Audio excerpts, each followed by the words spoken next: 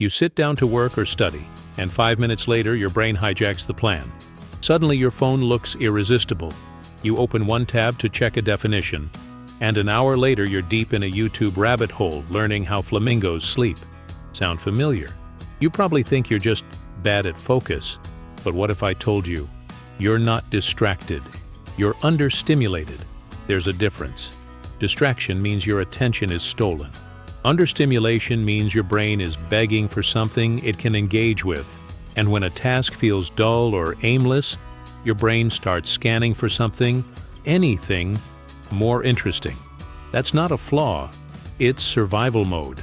Your mind craves tension, novelty, and feedback. When those are missing, it rebels.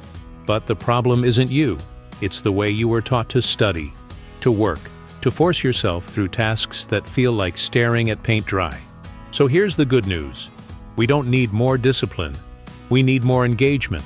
And once you learn how to feed your brain what it's actually looking for, focus becomes effortless. Over the next few minutes, I'll show you how to turn even the most boring task into something that hooks your mind in. Without tricks, without guilt. Just a shift in how you design the experience. Let's break the cycle. Here's the first fix. Don't fight boredom. Redesign it. Let me explain. Most people try to battle boredom by forcing themselves to concentrate harder. But that's like trying to push a car with no engine. The real move? Add spark. That means taking whatever you're working on and adding urgency, curiosity, or challenge. Let's say you're reviewing notes for a class. Instead of passively reading, turn it into a lightning challenge. Can you teach the concept in 60 seconds out loud? Can you summarize the whole topic in 5 bullet points without looking? Now your brain has a mission, a puzzle to solve, and suddenly it's alert. This is called mental framing. You're not changing the content, you're changing how your brain sees it. Instead of, I have to study this, it becomes, let's see how fast I can break this down. Or how simple can I make this sound? Same information, different chemistry in your brain. This small shift makes a big difference. Boredom fades, and you enter what psychologists call cognitive engagement. It's what your brain was starving for all along. And hey, if you're the kind of person who craves better focus but always thought something was wrong with you, stick around, subscribe. This space is built for minds like yours. Oh, and drop the word SPARK in the comments if this clicked with you. Not for me, for you. A spark is the beginning of every fire, and this might be yours. Let's go deeper. The next method turns your attention span into your superpower. Here's the truth. Your attention span isn't broken. It's hijacked, but not by your phone or the internet, by open loops. Your brain is wired to seek closure.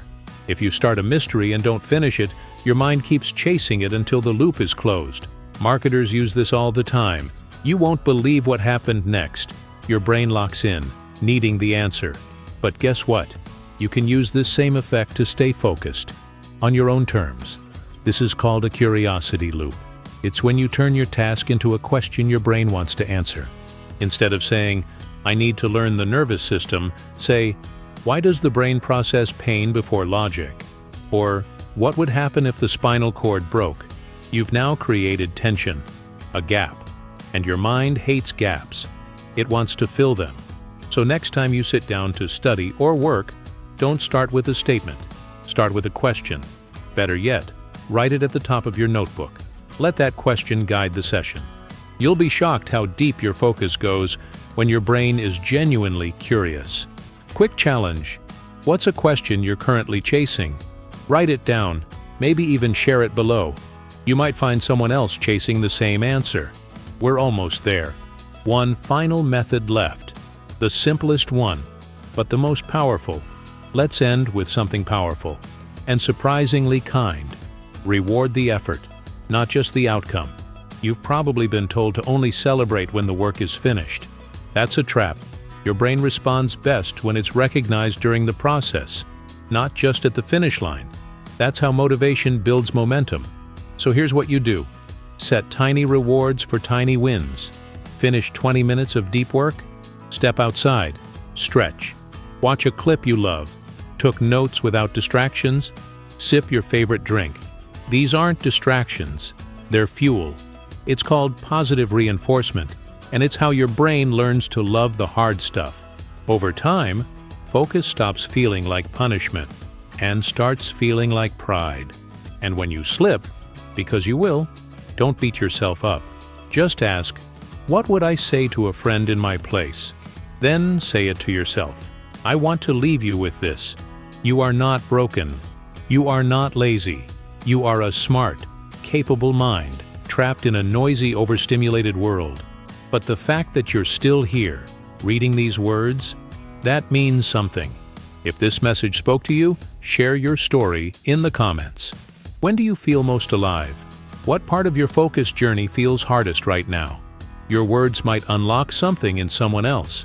And if you felt seen here today, join us. Subscribe. Stick around. We're not just building focus. We're building a space for people who think deeply, feel fully, and are finally learning how to thrive in their own rhythm. Because maybe all you ever needed was the right kind of spark.